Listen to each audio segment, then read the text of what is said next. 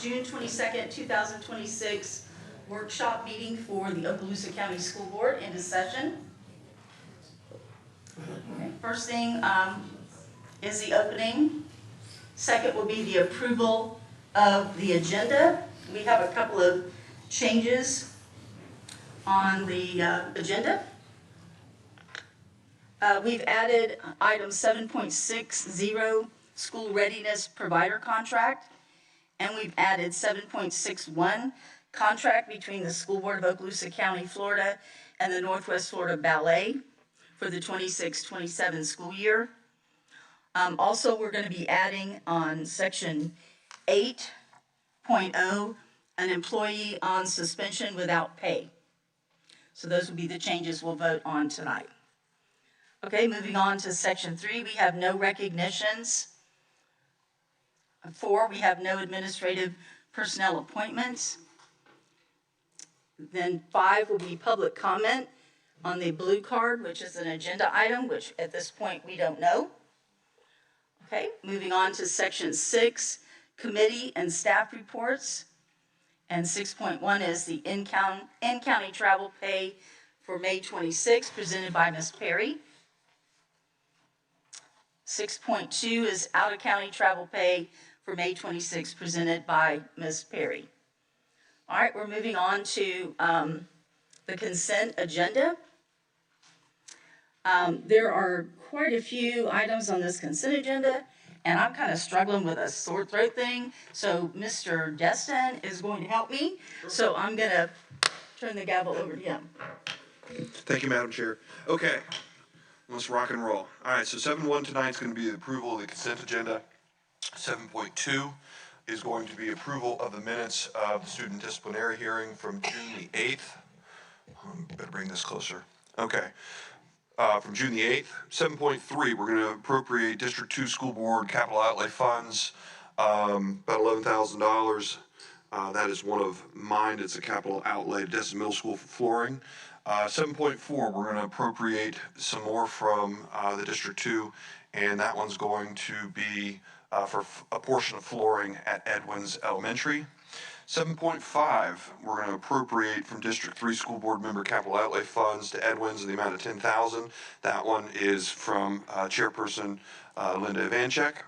7.6, we're going to appropriate from District 4 capital outlay funds to Edwin for some more flooring, and that one is from Board Member Bryant. 7.7, request to advertise a public hearing, revision of School Board Policy 116. That is going to be the visit schools presented by John Spolsky and the MIS of Community Relations. 7.8, we're going to request, excuse me, I got a thing popping up. There we go. 7.8 is a request to advertise a public hearing for the adoption of new School Board Policy 04-40. That's the student check-in, check-out during the school day, presented by John Spolsky. 7.9, a request to advertise a public hearing for revision of School Board Policy 0506, cost for reproduction of student records, and that one is presented by John Spolsky. Fellow board members, if you want to jump in and slow me down, you just holler at me, okay? 7.1, request to advertise a public hearing for the revision of School Board Policy 0637, Electronic Resources Technology, and the Acceptable Use Policy. That one's going to be presented by John Spolsky.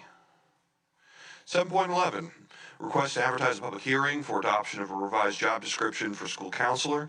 This one's being presented by Lindsay Maxey, Assistant Superintendent of Human Resources, and recommended by the Superintendent. 7.12, request to advertise a public hearing for adoption of the 2026-27 Codes of Student Conduct. And this is for elementary and secondary, presented by Brian Humphrey. He's the Specialist Athletics and Discipline and recommended by the Superintendent for approval. Moving on to 7.13, we have invoices to be approved for payment presented by Julie Perry and recommended by the Superintendent for approval. 7.14, school donations. This one's presented by Julie Perry and recommended by the Superintendent for approval. 7.15, this is the payroll warrant register and accounts payable warrant register totaling $39,144,994.68. Self-insurance claims and fees totaling $3,576,781.82. And bank transfers totaling $0 for May 2026, presented by Julie Perry and recommended by the superintendent for approval. 7.16, this is the fiscal year 2025-2026 inventories for all schools and departments presented by Julie Perry, CFO, and recommended by the superintendent for approval. Ms. Perry, how did we do on inventory?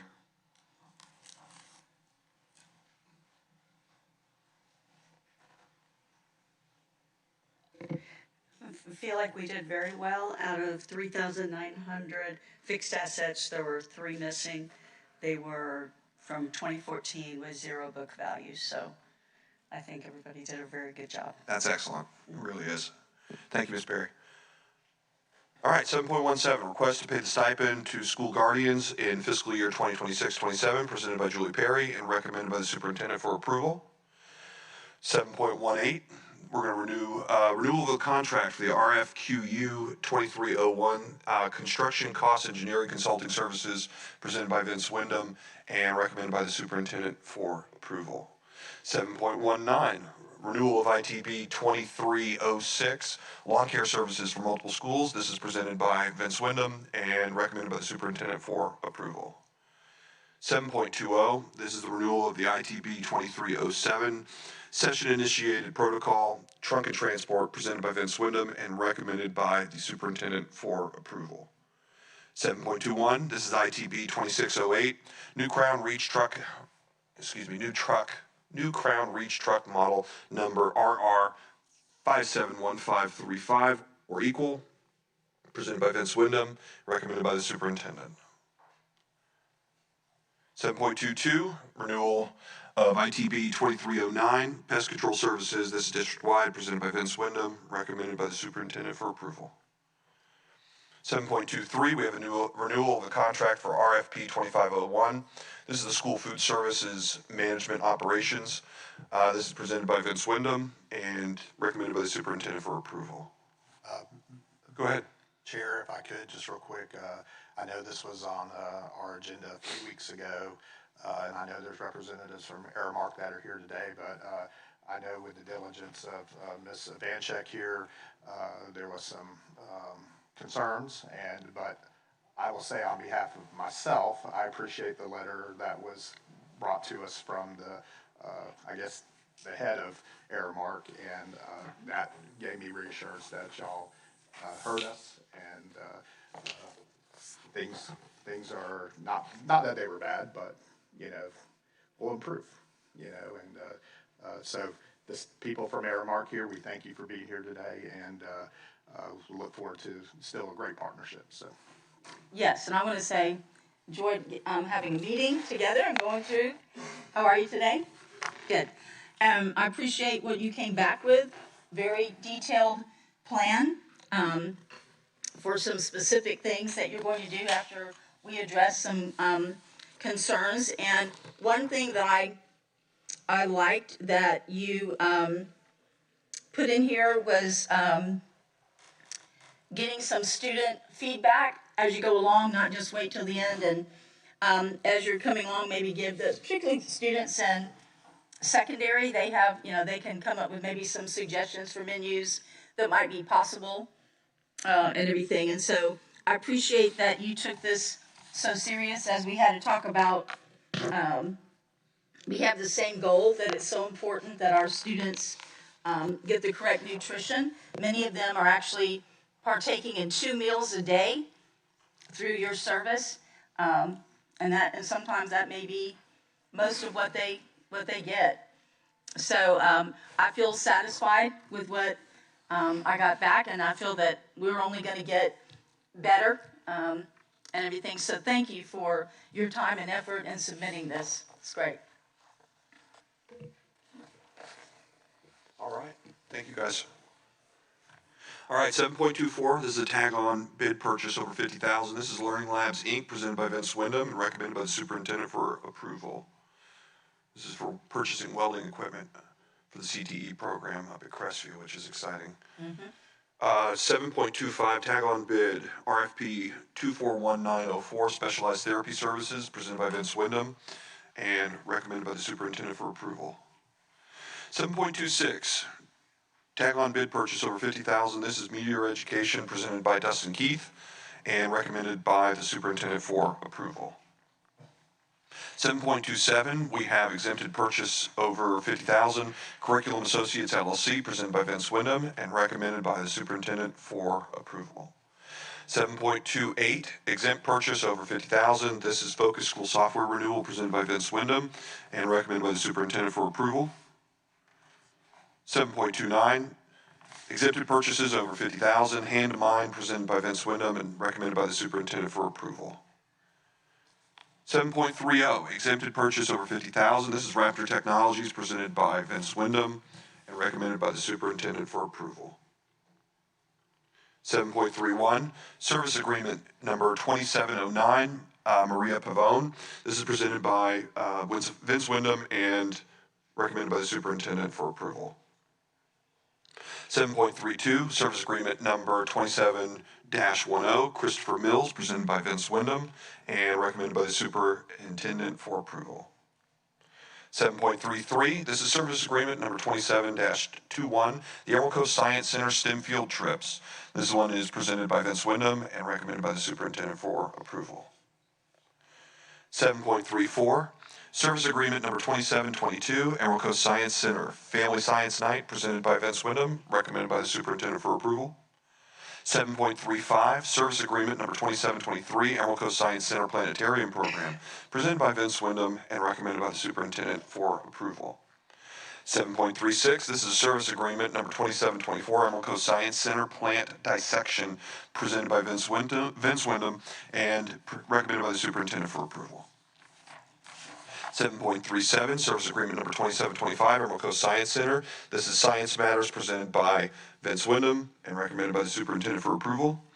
7.38, service agreement number 2726, Emerald Coast Science Center Science Enrichment, presented by Vince Wyndham and recommended by the superintendent for approval. Mr. Chair, if I can comment on the last few items that you went down. Go for it. Again, this is just a renewal. We have a great relationship with the Emerald Coast Science Center. Diane Frazier and her team do a fabulous job over there.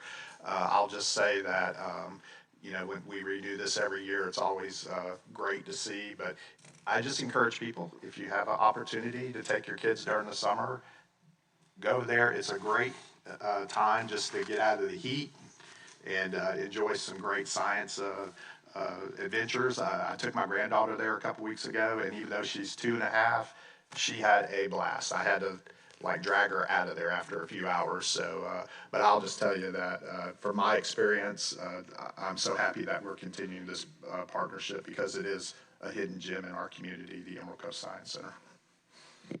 I completely agree with your comments. We're very lucky to have Diane Frazier and her folks over at the Science Center because in addition to reading literacy, scientific literacy is vitally important in the education of our students, and we can see it all over the place in the modern day when we have adult conversations. Scientific literacy is important.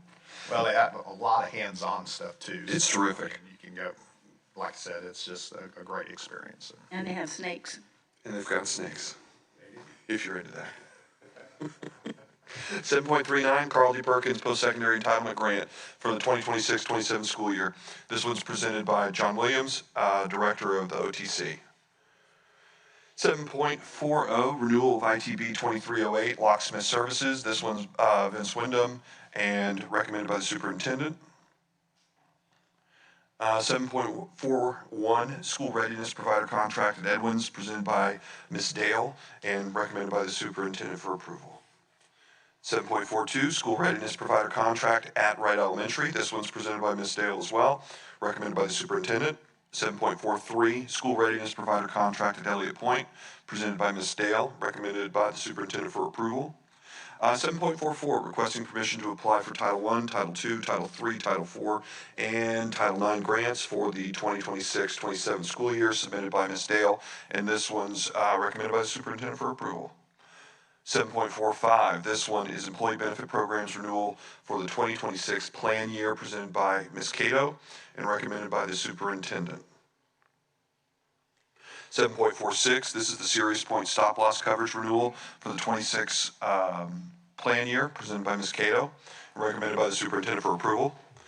7.47, this is Employee Health Clinic Agreement Amendment Number 2 for the 26-27 plan year, presented by Ms. Cato, and recommended by the superintendent for approval. I'm This- glad to see this. This is a really good one. That our transportation folks can get those physicals. I think that's fabulous. And I'll just say, the one thing that really stuck out to me with that was that the benefits oversight group collaborated, everybody was on board with this, so you're getting total buy-in from across the board, so. And if you don't mind me adding, and we talk about this program often, and it's just I think we're uniquely set up in our structure. And so I just appreciate Ms. Cato, Ms. Maxey in HR, working with the BOG. And it's something where eyes are on this and continuing to try to add responsibly to the program to do the best for our employees. So just always appreciate getting briefed and appreciate the work that's done. So I think when we work collaboratively, I think good things are happening. Oh yeah, well said. Okay, 7.48, this is the affiliation agreement between the school board of Okaloosa County and St. Vincent's Health System. And this one is presented by John Williams, Director at OTC. 7.49, this is a Carl D. Perkins Secondary Entitlement Grant for the fiscal year 26-27, presented by Ms. Beasley and recommended by the superintendent for approval. This one is 7.50, Triumph Gulf Coast Budget Amendment Approval, presented by Ms. Beasley, CTE Program Director, recommended by the superintendent for approval. 7.51, Okaloosa County School District 27-28 School Calendar. This one is presented by Ms. Ross and recommended by the superintendent for approval. And if you don't mind, I do want to just thank Ms. Ross, that team, that group that looks at the calendars each time that they go through this process. A myriad of folks who are a part of this to get the calendars to where they are. I know that there's some back and forth conversation, but just appreciate getting the calendar to where it is. Anything else that needs to be mentioned? Appreciate it. Appreciate you, Ms. Ross. Thank you. Okay, 7.52, approval of the agreement between the School Board of Okaloosa County, Florida and Orthopedic Associates, PA, and Axis Physiotherapy Institute, LLC. They're going to provide athletic training services and treatment through licensed athletic trainers with consultation by physicians from Orthopedic Associates from July 1, 26 through June 30, 2027. This one's presented by Mr. Spolsky and recommended by the superintendent. Mr. Chair, if you don't mind, so as you know, our athletic trainers are vital to what we are doing here in Okaloosa. You know, whether it be injury prevention, whether it be heat-related causes, and just having our athletic trainers out there for our students, and also that ability during the day as well. As you know, that's kind of been in transit the last couple of years. So I just appreciate Mr. Spolsky's work with Mr. McGinnis as well. And I wanted Mr. Spolsky to come up for a second. We do have a gentleman here that definitely want to introduce and just thank for that partnership. Yes, sir, Superintendent Chambers, appreciate that. The board, Madam Chair, Vice Chair, and Mr. Bryant, this is Mr. Darren Harris. He is with us. He's the Executive Director of Orthopedic Associates, and I wanted to give him an opportunity just to introduce himself. Yeah, I wanted to thank you for the opportunity. I'm fairly new to the area. I moved here in September from Nashville, but have 25 years of orthopedic experience. One of my missions when I came here is to get more involved in Orthopedic Associates, get more involved in our community, and this is a great first step to support the school district and get more engaged in our local community. So I appreciate the opportunity. This will be a collaboration between Orthopedic Associates, the Okaloosa County School Board, and then also Axis, which will work underneath Orthopedic Associates. So this will be a great service for all of our sports, and not only middle school football, but then all of our comprehensive ones as well. And if you don't mind, just give a kind of a 30,000-foot view of the services, the great work that these athletic trainers are taking part in for our students throughout the day, throughout the week. Yeah, so it is a calling to be an athletic trainer. Their job starts at 2 o'clock and it goes until 9 o'clock at night. And so they go out of their way to support these athletes. They feel like they are part of the team. They're going to sporting events. They're traveling. They are there on the weekends, on the holidays, whenever there's sporting events, tournaments. And we're proud to partner with Access Physiotherapy to help support that program. Our mission, our Orthopedic Associates mission is just to be the sports medicine director, to oversee it, to make sure that we have quality trainers in place and that we have appropriate and urgent care for the athletes that have any injuries that are associated with it. So that is our commitment to the organization. And I just also appreciate, as you know, all of this comes with a cost. And when you look at the services that are going to be provided, they will be constant to what they were, but at a reduced cost as well. And just really appreciate the work and going back and forth with that to help serve our students.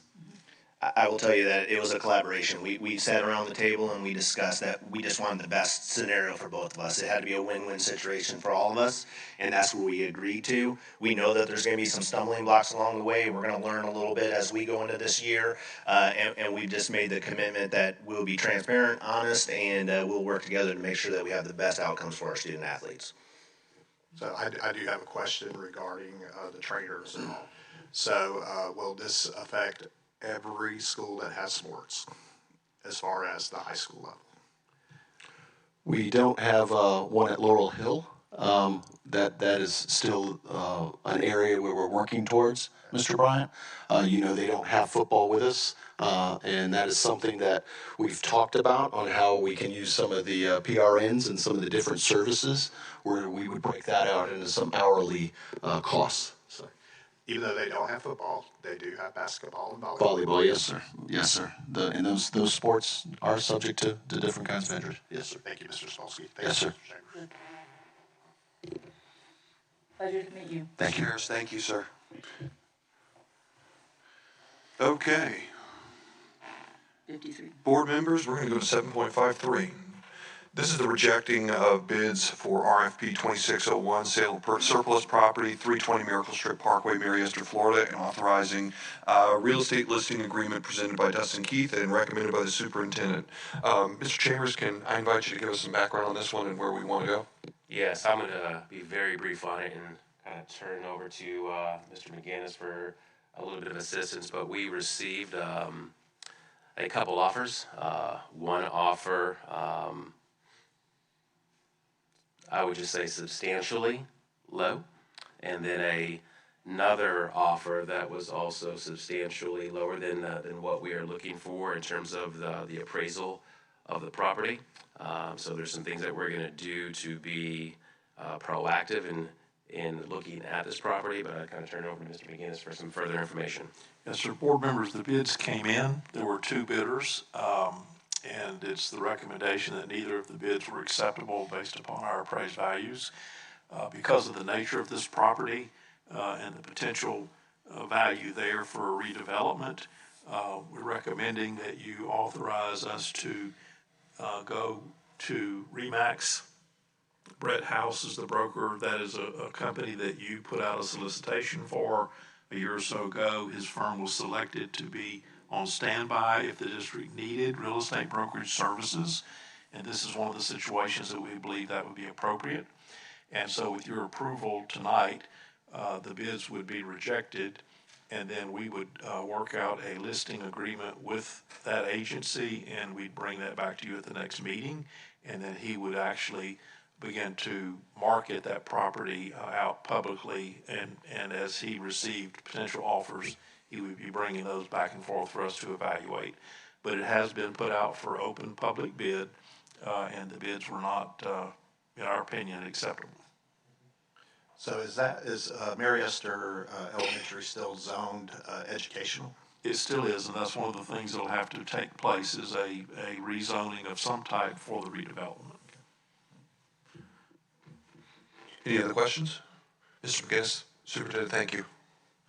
All right, 7.54, renewal of the full services school contract, number OL 364 R1A1. This is between the Department of Health in Okaloosa County and the School Board of Okaloosa County, Florida, and Amendment R2A2 to original contract OL 364. This one's presented by Ms. Schroeder and recommended by the superintendent for approval. 7.55, this is IDEA Part B, Entitlement Pre-K Florida Department of Education Project Application for 26-27. And this one is presented by Ms. Ard and recommended by the superintendent for approval. This is IDEA Part B, Entitlement K through 12, Florida Department of Education Project Application for 26-27. This one's presented by Ms. Ard and recommended by the superintendent for approval. 7.57, Virtual School Services Agreement between Imagine Learning and the School Board of Okaloosa County, Florida, presented by Christy Corbin and recommended by the superintendent for approval. 7.58, State Fire Marshal, Public Schools Fire Safety Report System, Fire Code Compliance Reports for the Okaloosa County School District facilities for 25 and 26, presented by Rick Patrick and recommended by the superintendent for approval. I'd like to comment on that. Mr. Patrick's here, and I just want to point out that on his report, he did 38 buildings plus 5, schools and then 5, and I'm looking at him and it's one person. So he spends all year going through every asset, that we have. That's a lot of, Rick, do you have the square miles with all that? What you got?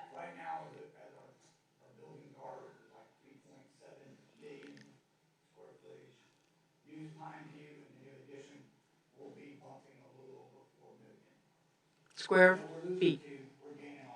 Right. So it's fair to say you get your steps in. Yeah. Thank you for your hard work. All right. 7.59, we have an agreement for the School Resource Officer Program between the School Board of Okaloosa County and the Sheriff's Office of Okaloosa County for 26-27. This one is going to be presented by Mr. Spolsky and is recommended by the superintendent for approval. And if you don't mind, so this one, I would say is a little unique. So we've gone through our normal process where we're going to bring a contract forward to have school resource officers in our schools. And as you know, we are fully committed to that. We always talk about layers of safety are imperative to what we do, and we have multiple layers. Our school resource officers are an integral layer within. So the contract that's before you is the contract that allows us to have uninterrupted services throughout the next year. However, what is there is called a contingency, that if the county commissioner's budget is not where it needs to be by their determination, we could come back and look at the budget for the county commissioners and our budget and see if adjustments need to be made. But my understanding, what's in here is a commitment to uninterrupted services. Yes, sir. The contract is the same contract we brought forward with certain adjustments to school locations and officers and the budget, which Mr. Perry worked on. There's a provision that is making this contract contingent upon the actual county commissioner's action on the sheriff's requested budget. And the contract is here before you for tonight, though, because we don't want any interruption in services starting in July. And so the sheriff's office is committed to a seamless transition. We'll function under this contract and this budget until they know any differently in late September, I believe it is, when the county commissioners deal with any budget changes at that point. And then we would simply have to sit back down and go through numbers and do some renegotiating. But the point of bringing the contract forward tonight is we don't want any interruption in services, and we want to meet the statutory requirements to have these officers in our schools when we reopen. So for the public's benefit, can you explain how that funding happens between the county commission, our district, and the sheriff's department? So I'm going to go off of not to the penny and dollar. Right, yes, just We have approximately an $8 million school resource officer budget. 50% of that is funded from the county commissioners. The other 50% comes from both the school district on the general side and our state appropriated side funding. So it's a 50-50 split. We are beyond grateful for the county taking part in what we believe is most important, the safety of our students and our employees. So just appreciate this going forth as is right now. And if we need to come back together, we will. But safety will still be paramount. And I'll stop there. And that includes the 3 charter schools that we have in this contract, Destin, the Academy, and Liza Jackson, right? Yes, ma'am. There's 59 SROs and the 3 charter schools are included in that. We've added in Pineview. Yes, ma'am. And the charter, we invoice the charter schools, and they have to cover the Yeah. cost of the security services on But that in the big campus. picture. It's in our contract, and we pay for it. They then reimburse us those funds. So right now, we are doing this based on what we've been doing, knowing that perhaps, like you said, with the commission, county commission budget, if it has a shortfall, we're prepared to go back in and readjust what we're gonna have to do. If they see fit. Okay, gotcha. The sheriff has turned in a budget request to the county that covers this contract, and his obligations under this contract. It's now a matter of seeing how the county has to deal with those. But they haven't approved the commission hasn't approved their budget, right? That's The county. correct. That's correct. Okay, thank you. And they run their fiscal year the same as us, right? July 1st through June 30th? Is that correct, the county? Or is it They may January? be on October 1, I'm not, I think their approval of the budget comes a few months from now. Right. So it's not exactly set up like ours. But my question would be, the potential also with the amendment that's going to be on the ballot in November, property taxes. I mean, that's definitely could have an effect if that gets passed. Hence what's before us. Right, the exactly. whole reason for this contingency is the unknown with that. Right. Yes, sir. Yeah. But they're not gonna wait till after November to make a budget, I'm sure, the county, so they're gonna have to go with, like we are, moving with it. Right. But again, like you said, our agreements with the sheriff's department and county commission, again, seeing across the state how some school districts don't have that, that collaboration with their county commission and sheriff's department. I know, thankful that we do have that relationship with them, and we even have an SRO out here right now, so we appreciate Always take care of always us. taking care of. Yep. Any further discussion? No. Okay. Thank you. All right, 7.60, school readiness provider contract, Southside Primary. This was presented by Ms. Dale and recommended by the superintendent for approval. And 7.61, contract between the Florida School Board and the Northwest Florida Ballet for 26-27 school year, presented by Ms. Ross and recommended by the superintendent for approval. Would you like me to carry on? I can. You're doing great. Okay, we'll keep it rolling then. Thank you.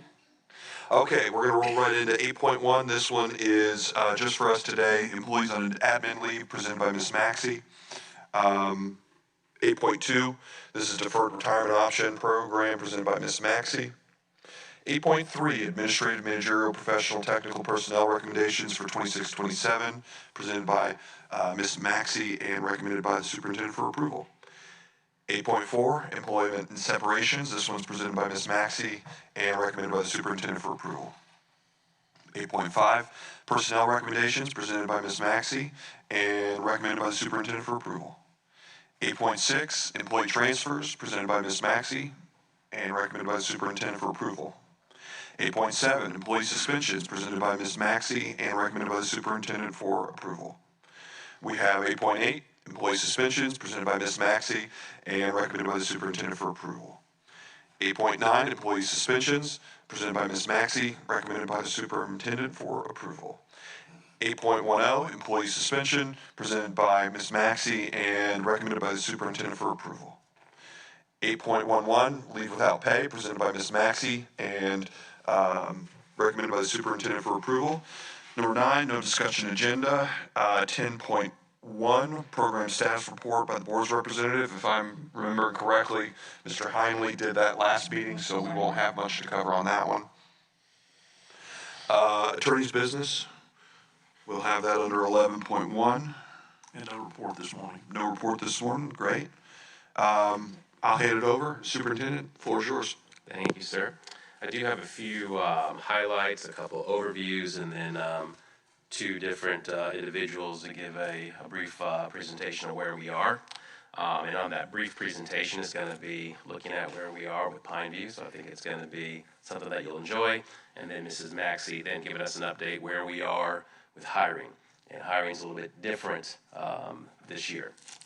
And so if we go to just a few of the highlights, so we had an America 250 history writing contest. And again, it's so nice that our students take part in this. And this is really also a shout out to our teachers, because we have so many different entities, and we're thankful for it, but so many different entities who provide these opportunities, and there's only so many that you can do. So just appreciate our teachers doing that. But we had two students, one Lily Lopez, who won first place in this writing contest from Destin Middle School, and then we had Aisha Ramirez from Pryor Middle School, who earned second.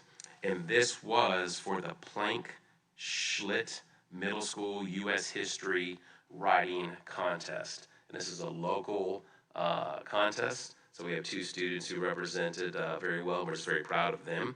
And on a great topic, especially where we are going into the 250th. So just appreciate that support there. And I thought this was interesting. At Ruckle Middle School, we had two teachers who, in essence, enacted a mock trial. And within the mock trial, they brought together law enforcement, attorneys, and different people on the civic side to help students go through a true mock trial where they were the ones doing all the work. So they learned a lot.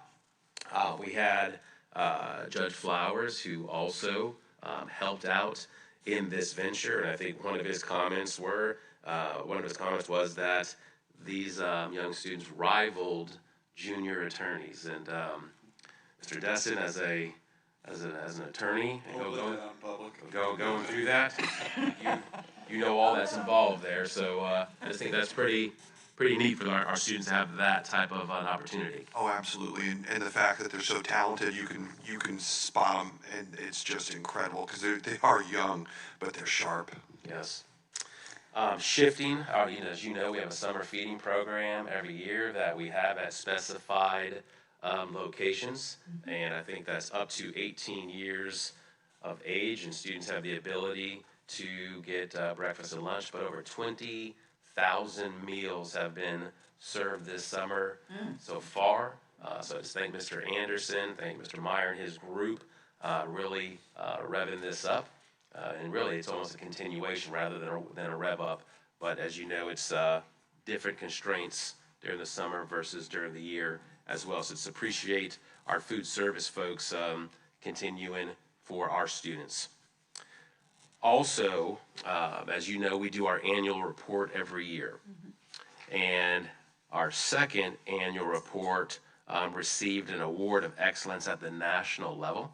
So I just want to thank Mrs. Card for the work that she does, and she is a person that has to go to multiple departments to get information, and then working with Bit Wizards, who helps us with this. So they're a huge partner in this, but just very much appreciate that leadership, and then each of the departments who provided information for this. But to receive a national award of excellence in that field is a big deal. So it's almost like the Oscars. So you go to these things, and all these different awards are handed out, and we won one of them again. So just appreciate that work of highlighting. What's most important about it is we're highlighting the work that's happening in the school district, from the students to our employees, and just all the different projects and initiatives that are happening. So I just appreciate others also recognizing good things that are occurring in this school district. Go, Ms. Card, that's cool. Innsbruck, that's big. And Ms. Ivanchik, are you going to talk about the Stuff the Bus? No. But you can. I'm going to talk about the movie. All right. So and you kind of alluded to it before, but we'll just keep it going at each of these meetings coming up to continue to highlight it. But the Stuff the Bus, which our Okaloosa Public Schools Foundation supports and leads this venture, but we have Saturday, August 1st at the Walmart locations in Crestview, Destin, Fort Walton, and Niceville. And every year our community comes out strong for our students, and the amount of school supplies that we receive for a student, and let's just go to a student who all of a sudden they weren't necessarily going to have school supplies, and then yet they're sitting here with all this and the smile that's on their face. So the difference that it makes is outstanding. So I'm just very appreciative of that. At the end of July, we'll have Mr. Meyer and others will come forward and will say, you know, what's happened this summer. But I just want to say, just as a quick overview, you look at Pineview and the 30 classroom addition at Destin. That right there is already a lot to make sure that we're monitoring, that we're ready for the upcoming school year. I just appreciate Mr. Meyer and his staff also overseeing all of this, because you know it has to be ready. So working through that process, so things are going smoothly even with weather. So I just appreciate the timeline and the diligence. Transportation, they receive all types of feedback.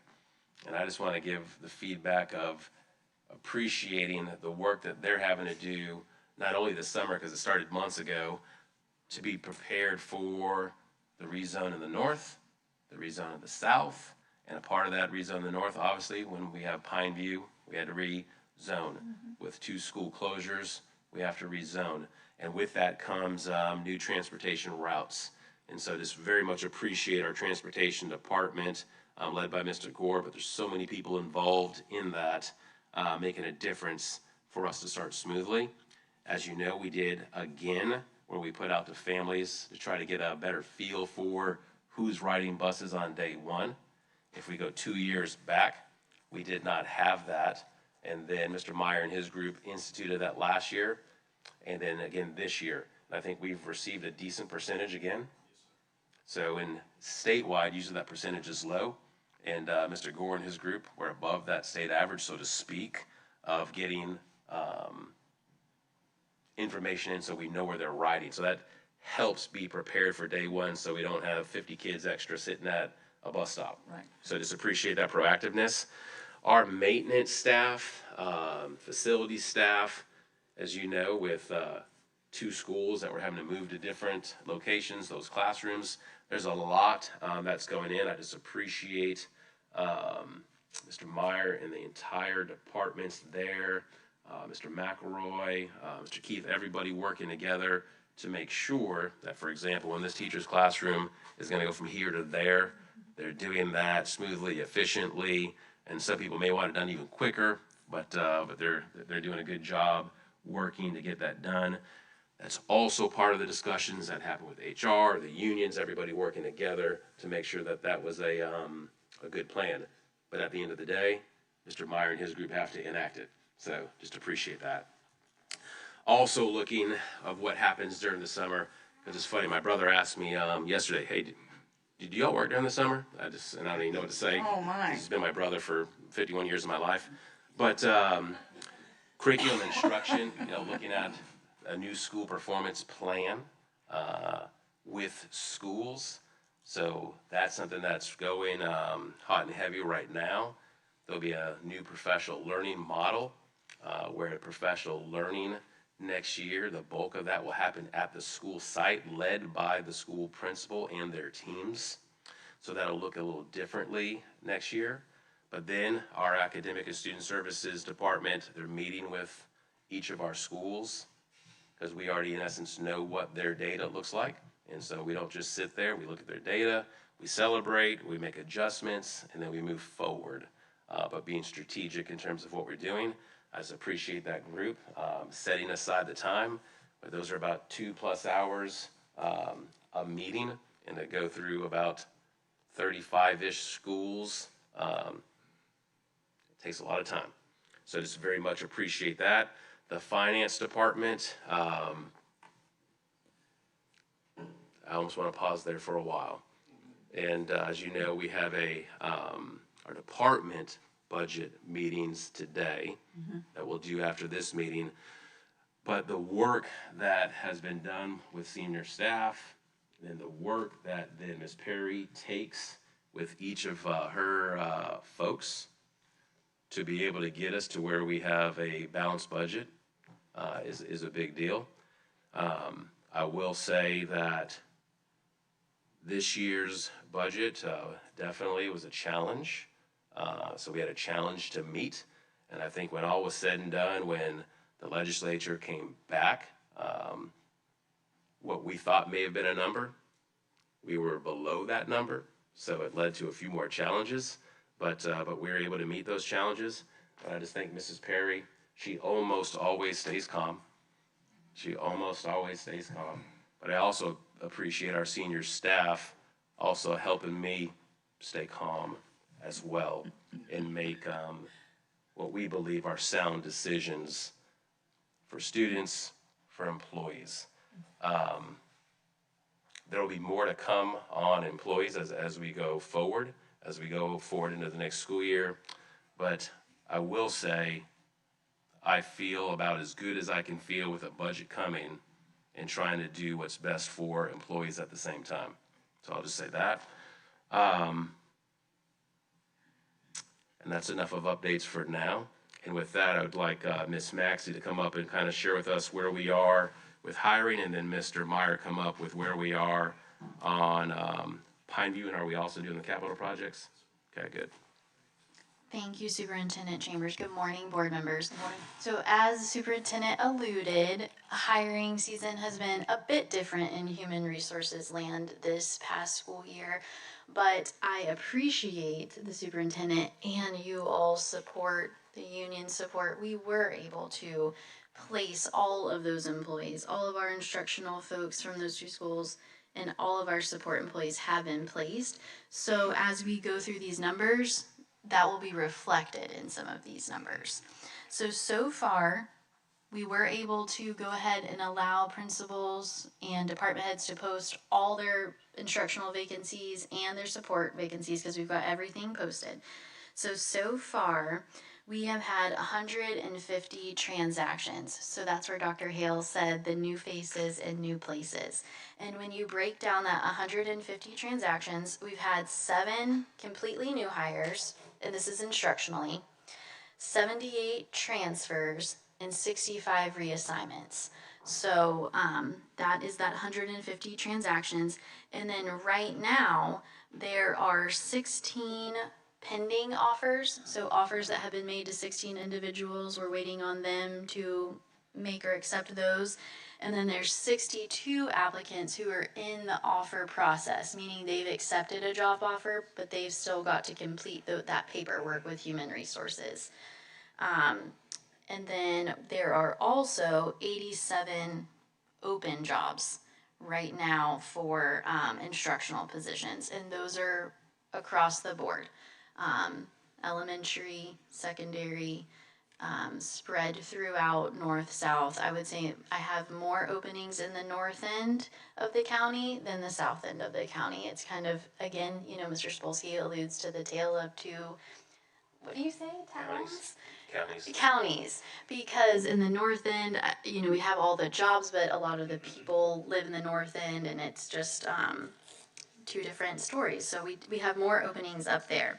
And then when you get to the support jobs, we have currently 74 support vacancies, and that's parapros, custodians, bus monitors, and then we have 43 bus driver openings. And so far we have hired 26 support new hires, and we've had 30 support reassignments. And so on the bus drivers piece, I just wanted to also let you guys know that last summer we did something new where we had the job fair where you could come and try driving the bus, and that was decently successful. So we are going to be doing that again this summer. We're going to work with transportation to get the best date for them.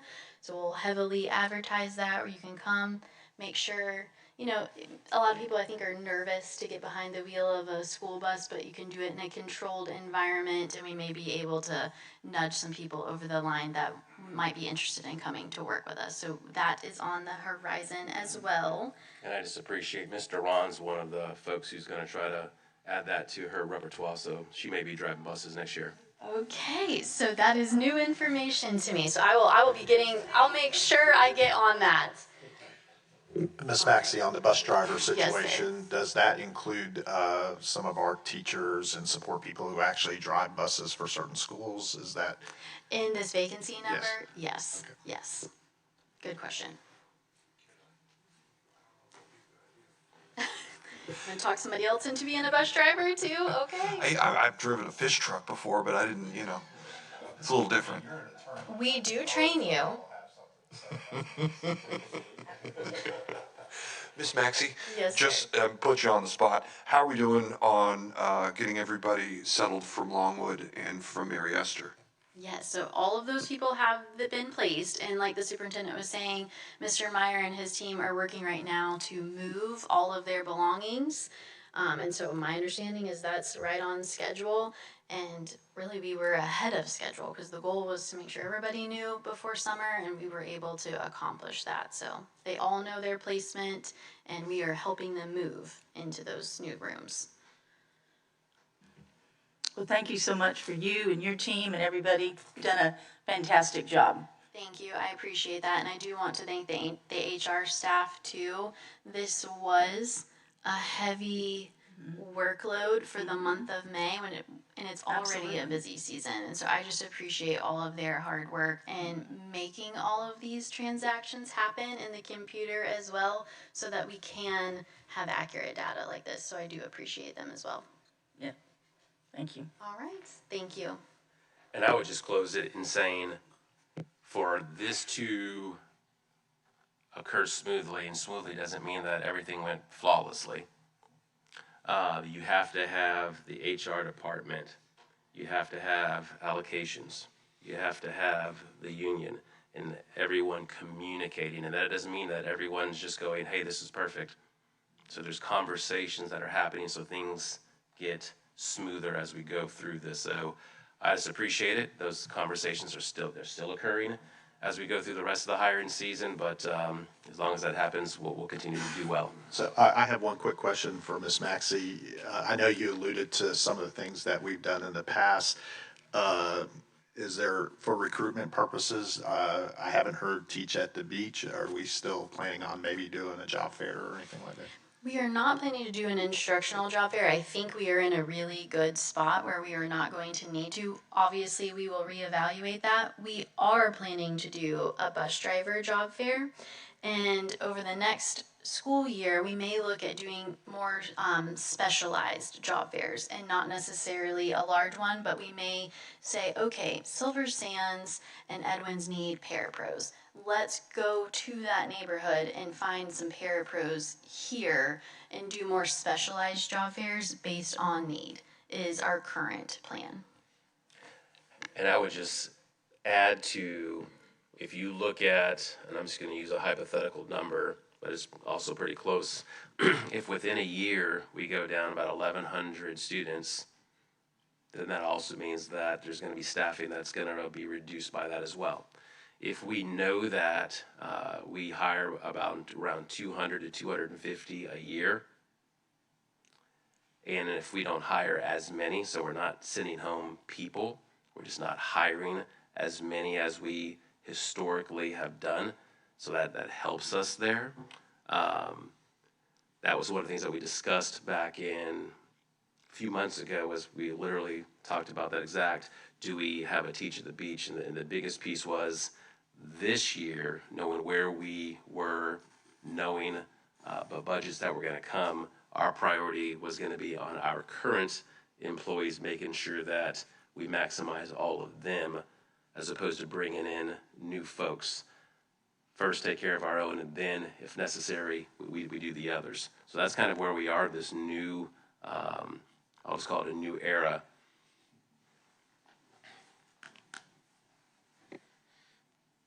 All right, And now, if you don't mind, we'll get into Pine View, and then also just some capital updates of things that are occurring throughout the school system. So Pine View and then globally across.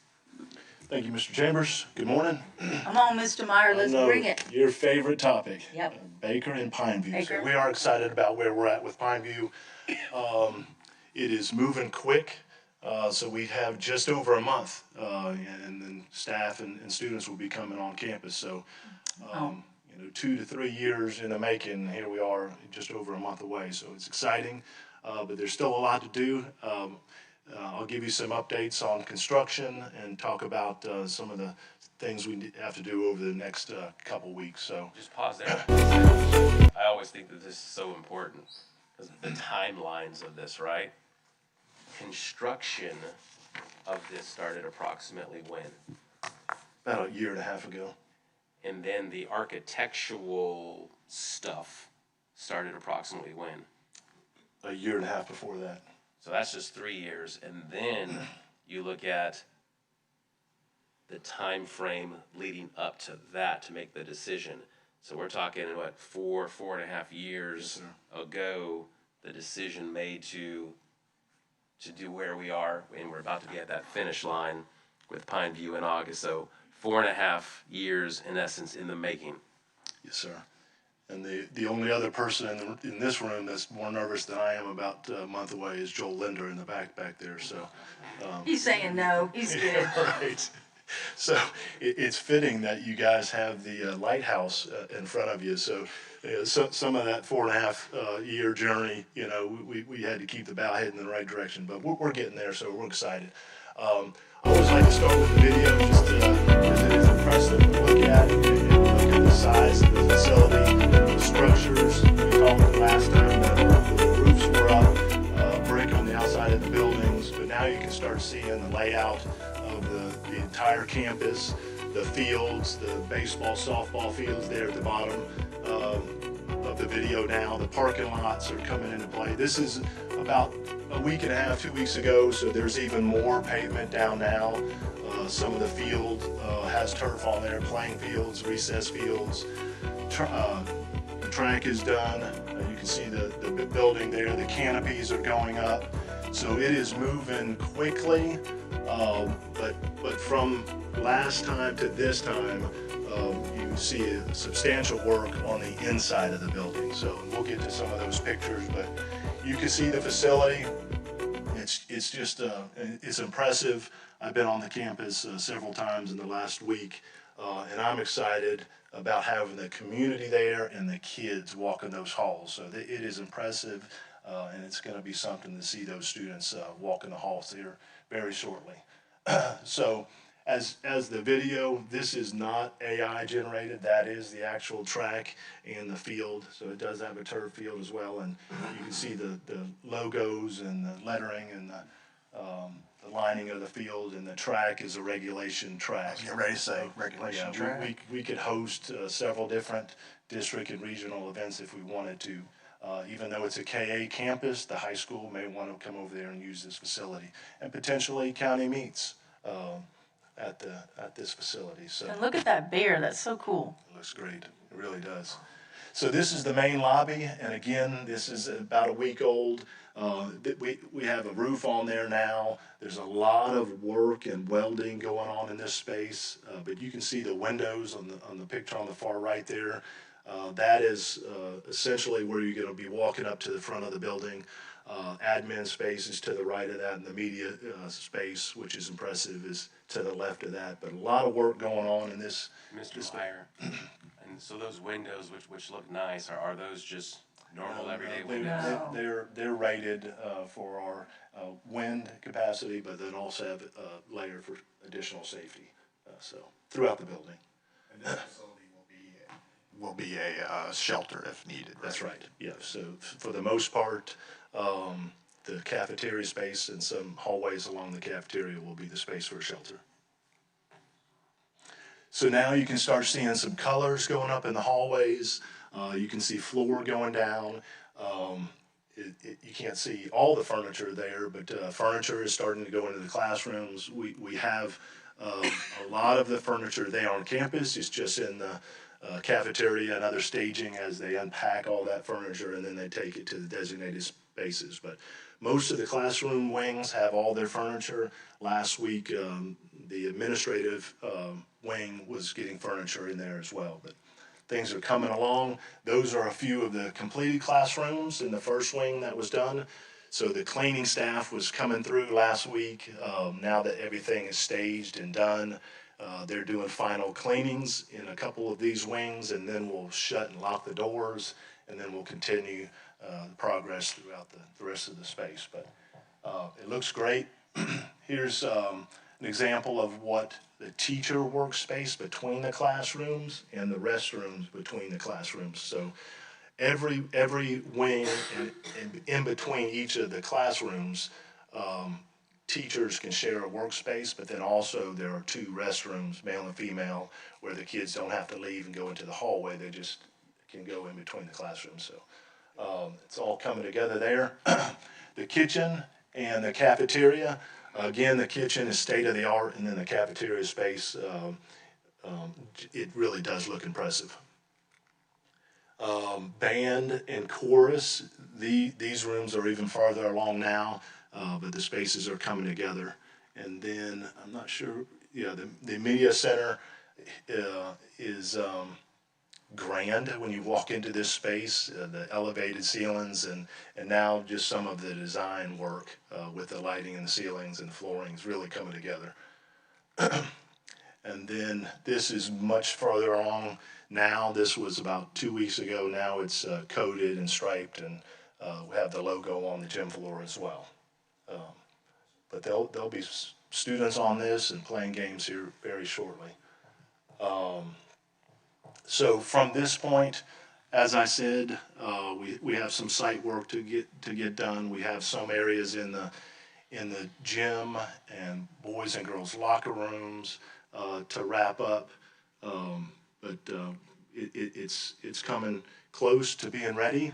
The big question is, and what Dr. Donna Kelly and some of the staff, and I know she was here and she spoke at the last workshop, and they're all excited, is when can we move in? So until the contractor gives us the okay and the CO to occupy the building, it's unfortunate that we have to wait on that and we can't give a true date. But if we're done sooner than when we anticipated, we'll get in there as quick as possible. But I anticipate towards the end of July, we're looking at everybody will be in the building, and if we can move some of the teachers' boxes and personal things from where they're coming from into the building before that, we're going to do that as well. So, Mr. Meyer, from a practical base level standpoint, you move into a new building. What's the system for when the teachers and some of our other employees get in and they find punch list items? How does that roll up so we can get all that stuff ironed out? So they'll go directly to the principal, and the principal will go to the facilities department and along with Jacobs Titan. So there'll be people on that campus for a while, and we'll be handling all those things that pop up, especially in the first few months. And we'll have additional support there in the first few weeks when they do arrive on campus.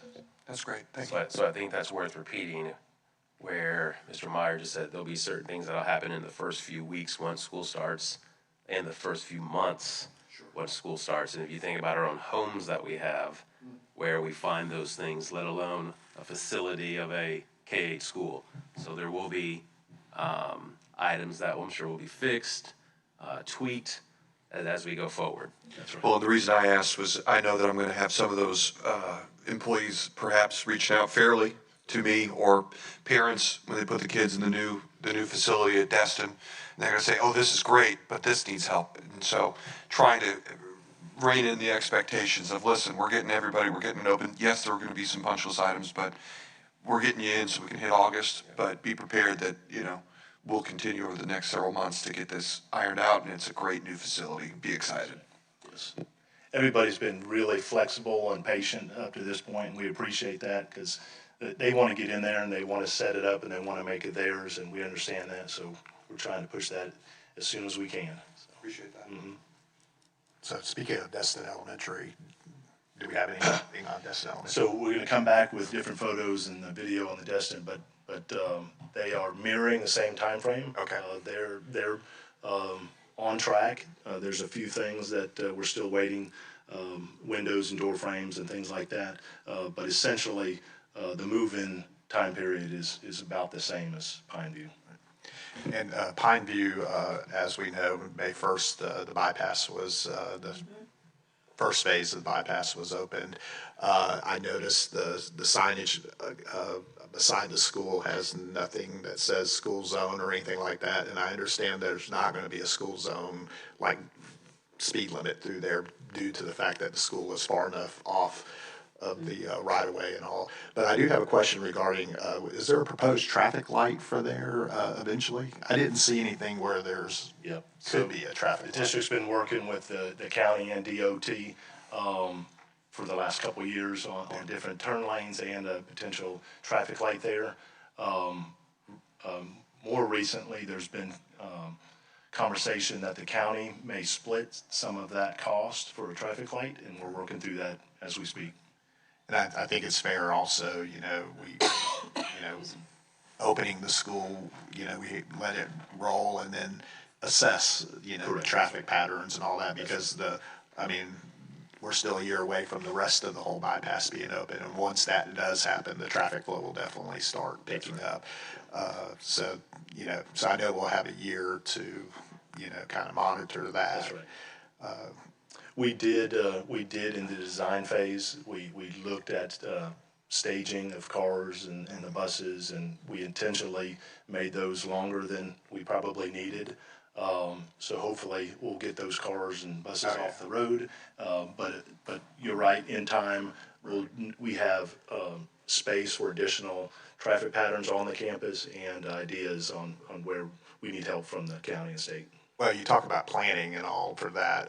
With collaboration with all of us involved, we have neighborhood schools that were never designed to be car rider situations. And in this case, being out where we are, we had plenty of room to be able to be proactive with that. So I'm comfortable with that. I feel good that we'll have a great plan in place for that it won't affect the traffic out on the road there. Yep. So. We feel good from the transportation standpoint because of the bridge is open and now the east-west and the west-east connector. So we'll be able to get students to the campus and then back home too. So, and then we'll wait on the south interchange as well. Yeah, the buses are utilizing it already. Yes. Counted 4 the other day when I was on there. And then the second video and presentation that we have is more of a capital improvement just update in general. So this really incorporates the importance of the half-cent sales tax, and then also what we've been doing in general with the capital dollars over the last few years. So I know Ms. Small has done a great job about reimagining the kindergarten and the elementary experience. Well, we've been reimagining what we could do with capital over the last few years, and the video kind of shows from a student standpoint, the benefits of some of the things that we've been doing over the last couple years. So this was help with from Hillary Demers and Catherine Card and our marketing company that we're using, but we felt like we need to show some of these projects and how they're affecting our students and staff. So here we go.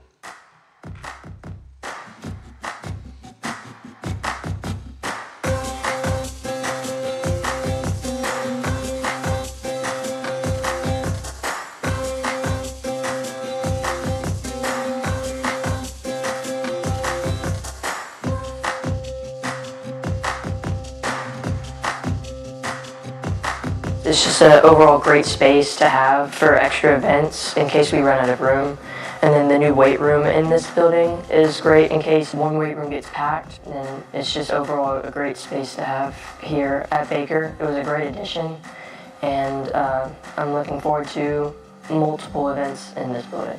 The new front entrance at Choctaw has given us the opportunity to showcase all of our heritage and traditions to our community and our students throughout our new welcoming environment. It gives everyone the opportunity to experience what Choctaw really is the second you step through the door. Some of the new upgrades have changed my school experience because not only have they made school more comfortable but also safer. Our new doors allow for greater security, our new floors provide more comfort, and our TVs provide information for all students to get in touch with events going on. My favorite new space at Choctaw is definitely the multi-purpose building. We use this space for events like homecoming festivities and alumni events, banquets, IB and AP ceremonies, and sports practices, and much more. I love it 100%, and I love it because the slides are big, and I don't like heights, but I do like climbing on that. I'm a fourth grader, and I'm excited to stay on this campus thanks to the new building. Thank you! Thank you for investing in students like us. Thank you, Okaloosa County. So that's why we do it. So, I think it's important to show the community, and we're doing this for the kids. Before you know it, we'll be probably asking for another half-cent sales tax, and because we got plenty of work and plenty of opportunities on each campus to make a difference. So, thought you'd enjoy that as well. Are we pushing that out to our social media? Yes, ma'am. Good. So my only complaint with the Pine View is this. Their first ever football game is August 18th, Pine View Middle School, and they are going to be playing Baker Middle School. Well, at least you know where to show up. But which color do I wear, Mr. Meyer? Well, if you feel compelled. You gotta figure that out, because I think that's also election day. Yeah, well, I was gonna say, if you want, it's my birthday also, you can just take me out. What? Yeah. So. Oh, okay, so, Get the house divided shirt. Yeah. I mean, who did that? Yeah, who did that to me? Can I make a comment, Mr. Meyer? I just wanted to say to you and your team about being proactive. So last year, we talked about traffic situations, and we talked about the wonderful bypass that's going through Okaloosa, Crestview area. And I say wonderful, saying that it is going to be wonderful for those who are going to use it. But we do have a school that's right in the heart of it, with the major part of the second phase of the construction with the roundabout and everything. I do want to say thank you to you and your team, to everybody involved in the planning and everything, just the communication, because last year we came together, was proactive, and it went seamlessly. This year, it's going to be a challenge, and we know that. But because of you, your team, and everybody involved, the people who are doing road construction, Anderson, Columbia, we met at Antioch, and I'll just say that we are going to have challenges. There's no question about that. But the school district and everybody involved is being proactive to try to minimize let's just say the road rage that will probably be out there. I hate to say road rage, but it will, because it's going to be pretty chaotic out there. But I can just attest to you and your team and everybody involved that we are being proactive with that.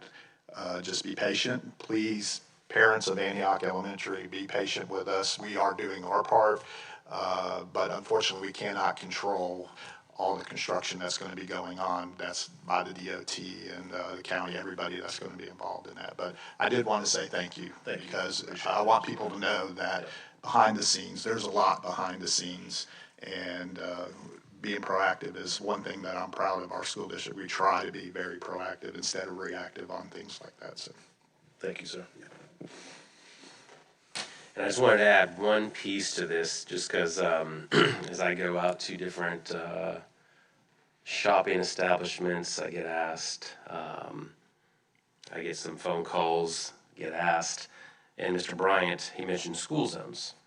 And as you know, school zones by state law for school districts, there's a 30 minutes before and a 30 minutes after in terms of these zones, and a school's responsibility for supervision 30 minutes before, 30 minutes after.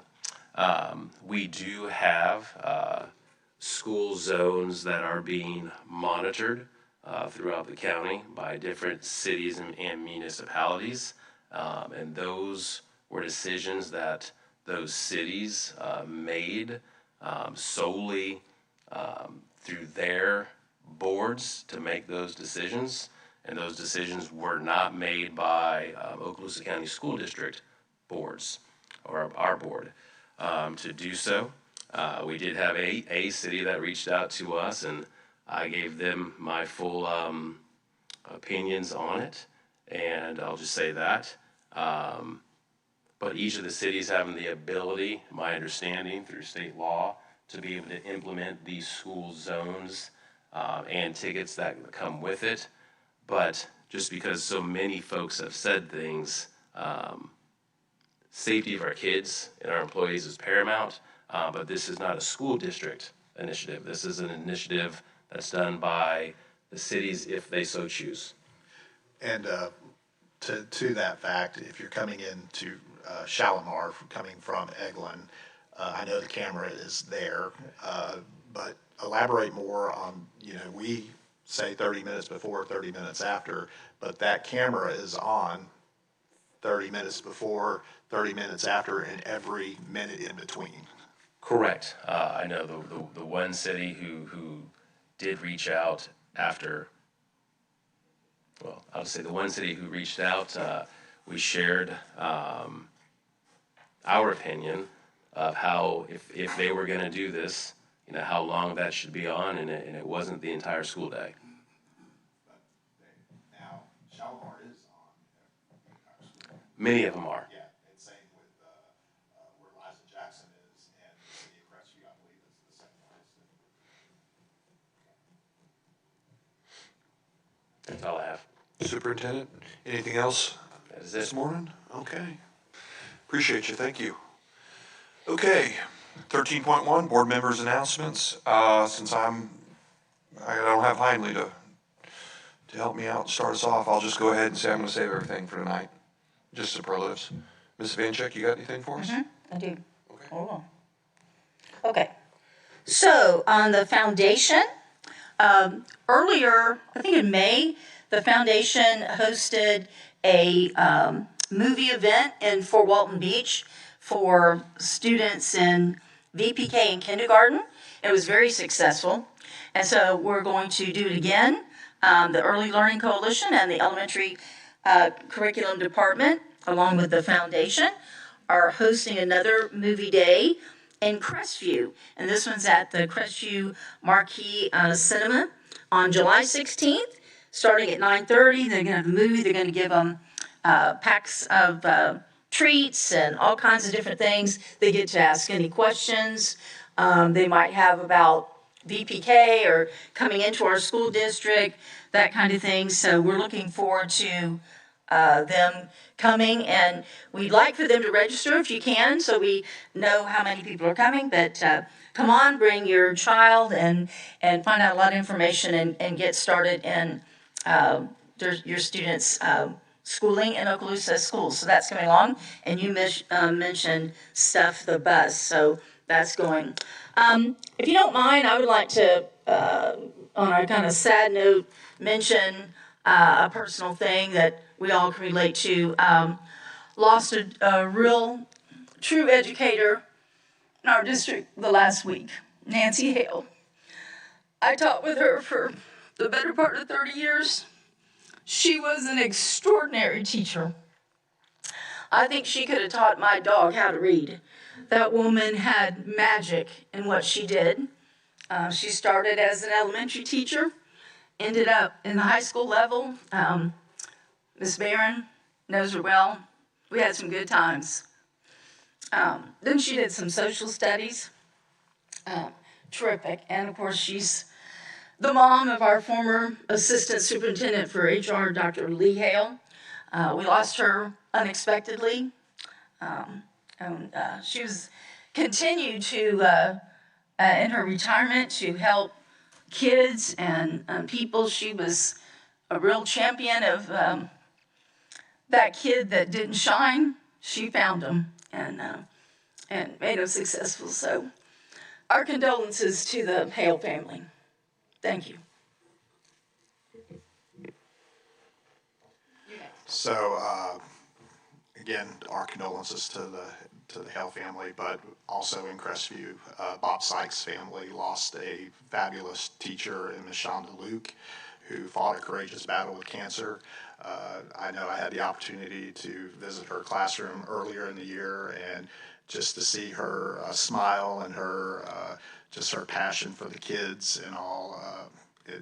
It's always hard when we lose great educators or anybody, but our hearts go out to the Luke family and the Bob Sykes family as well.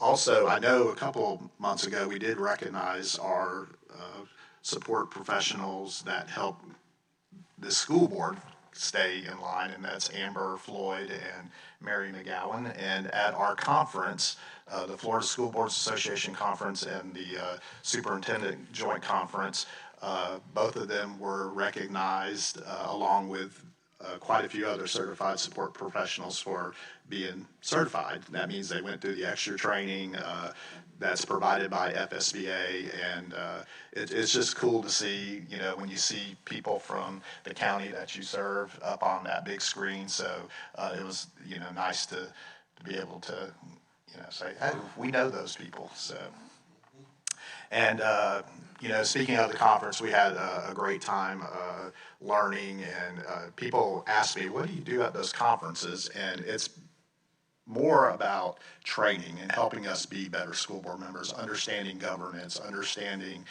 what our roles are. We also have the joint conference with the superintendent, so we have a chance to talk with other superintendents from across the state and other school board members. So, for me as a school board member, it has been just a great way to learn and grow, because just like students or anything in your professional career, you're always learning. You're always wanting to get that information in, because we know, being a school board member, the laws dictate how we do our jobs, and those change, and you got to be versed with all that. And so that's how I look at FSBA, as an opportunity to train and to grow and to understand my position, what my role is, what our superintendent's role is, what our attorney's role is, what staff's role is.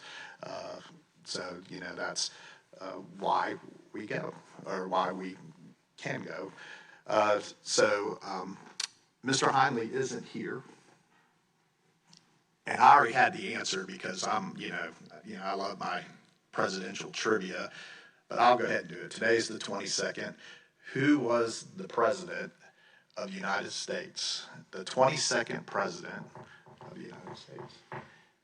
Now, this president did have a distinction of being unique in a way, so until Cleveland? It was. So Grover Cleveland was the 22nd, and did he get reelected? No. No? What was his distinction? He did get reelected, but he had to wait 4 years, just like the current president had to wait 4 years.